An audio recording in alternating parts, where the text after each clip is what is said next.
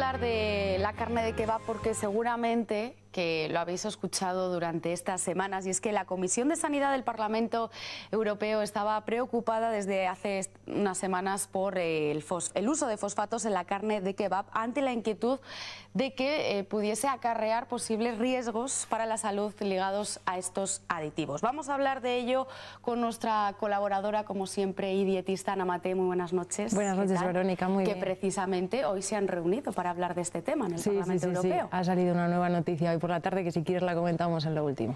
¿Se ha creado una alarma con comer carne de kebab o no? Pues a ver, se ha creado una gran alarma por el tema de los fosfatos, pero realmente al día de hoy la carne de kebab no lleva fosfatos. Lo que se estaba debatiendo es el poderlos introducir en este tipo de carnes, porque como bien sabemos, pues bueno, tiene una serie de propiedades que lo que hace es aumentar el peso de la carne, porque lo que hace es retener gran cantidad de agua, entonces pues sería en plan favorable para la gente que realmente vive de ello.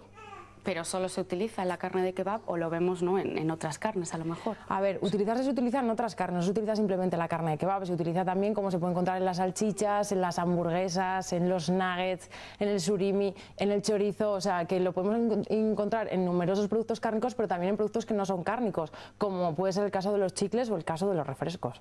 O sea que hablábamos de que el fosfato era malo, ¿no? Y ligado a acarrear alguna enfermedad, incluso cardiovascular, y no es así. A ver, el que sí que esté ligado al desarrollo del día de mañana a una enfermedad cardiovascular, eso es cierto, porque si nosotros ahora mismo nos añaden ese tipo de aditivos a esa carne, por el consumo, un consumo excesivo, siempre estamos hablando, ¿vale? Lo que va a llevar es que nos pueden aumentar lo que es los niveles de tensión arterial, los niveles de colesterol, y eso el día de mañana nos puede conducir pues a tener un ataque cardíaco, una insuficiencia cardíaca o incluso un ataque cerebrovascular. Entonces sí que hay que tener cuidado con el consumo, pero teniendo en cuenta que hay muchos productos que lo conllevan. Lo que pasa que al día de hoy se estaba debatiendo el que se pudiera introducir o no, ya que es un etiquetado que nosotros no podemos ver, porque nosotros directamente vemos lo que es ese rollo de carne y no vemos realmente la composición que lleva.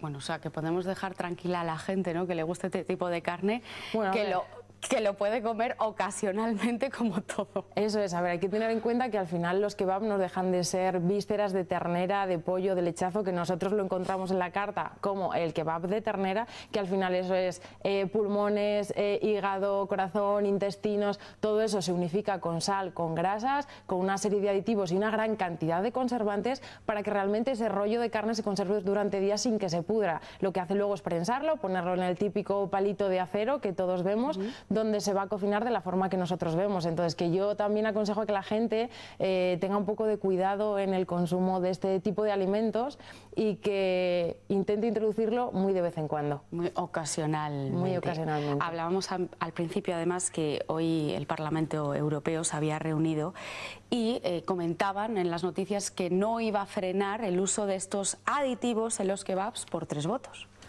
Pues al final yo creo que es en el beneficio de que al final a la hora de esa preparación de la carne, como hemos mencionado antes, lo que hace es mantener o retener agua, lo que va a hacer es aumentar el peso de esa carne. Al final es en beneficio de ellos a la hora de que cuando se vaya a elaborar ese producto cárnico se utiliza menos carne, porque con esa serie de aditivos lo que se va a hacer es hincharse. Sí que es verdad que los fosfatos también lo que hacen es mantener el pH del alimento como tal, en este caso del producto cárnico, que lo que hace el pH es que si realmente variaría un alimento eso afectaría tanto al color como al sabor de los alimentos, y lo que va a hacer en este caso es estabilizarlo, al igual que se utilizan para aglutinar la carne, como es en el caso de las salchichas o en el caso del chorizo.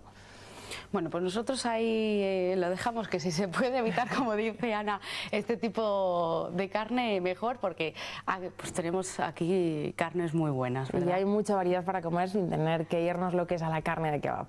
Pues gracias, de verdad, por acompañarnos. Gracias Ana. a ti, Verónica.